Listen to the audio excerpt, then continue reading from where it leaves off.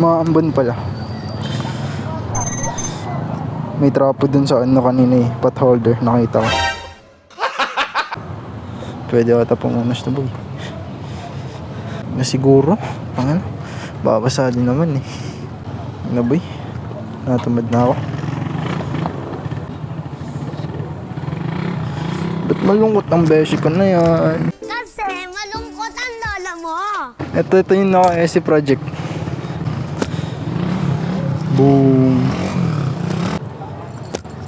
Hindi siya. Ay, di ka na punasan yung side mirror. Ayaw. Lobat eh.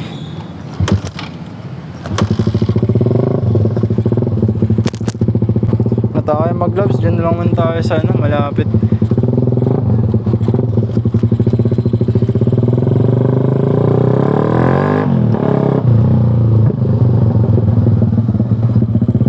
Yes sir.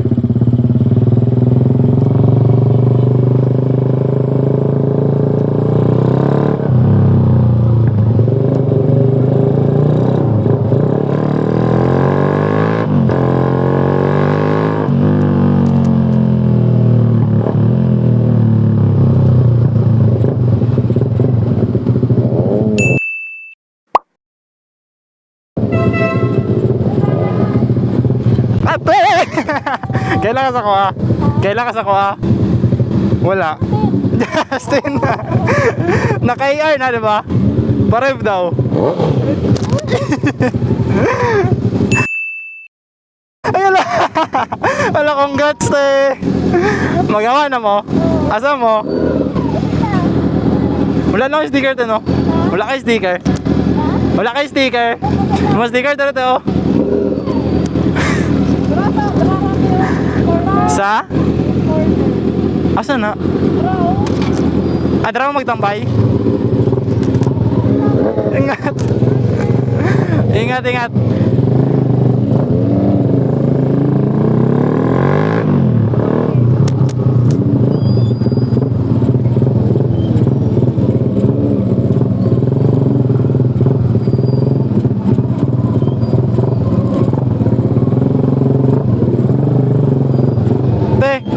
Kaya bonito na.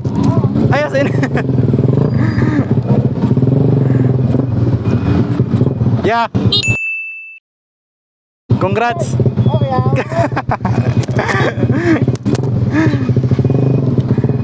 Ano kaya?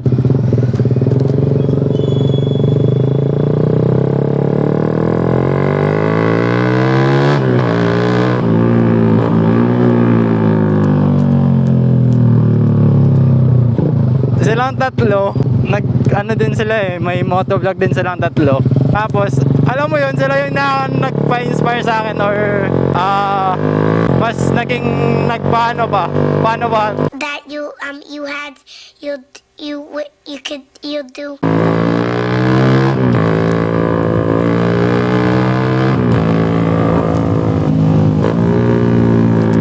Silang tatlo kasi yung ano, kumbaga mga motovlogger dito sa Gensan. Tapos every time na nakikita ko sila, parang alam mo yun, nagkakaroon ng adrenaline rush sa akin. Kasi ako myself, fan ako ng big bike. Tapos I mean, wala naman talagang big bike eh.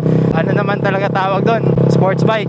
Ganda kasi yun, long story short. Pauwi kami ng mama ko noon, naka XRM 110. XRM 110 yung dala namin. Tapos ako yung nagda-drive. Tapos yung traffic light dito sa may St. Eli na hospital, kami ni mama, kami yung nauuna. So sa likod namin, nandun sila kuya, kakarating nila, parang umabol sila sa traffic light. Syempre habang nandun sila sa likod, alam mo yung tunog ng ano eh, ng kahit 2-cylinder lang na mga R3, alam mo yung mga tunog nila eh, kahit na hindi masyadong maingay yung pipe nila. Mas malaking ano na yun eh, mas malaking makina. So doon, parang nagkaroon ako ng adrenaline rush. Parang alam mo yun, parang mas naganahan ka pang mabuhay. Kasi syempre may ano ka na eh, parang nagkaroon ka ng inspirasyon. Although may inspirasyon ka na, pero hindi ko kasi ma-explain yung feeling na parang nadagdagan yung excitement mo dahil sa event na yun. Kaya ayun, nag-message ako kay ate nun, kay ate Shera.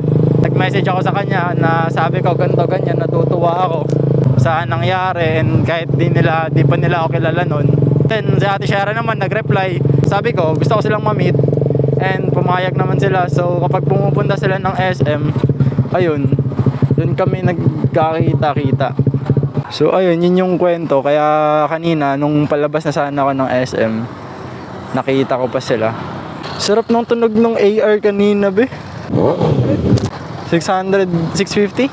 CBR 650R.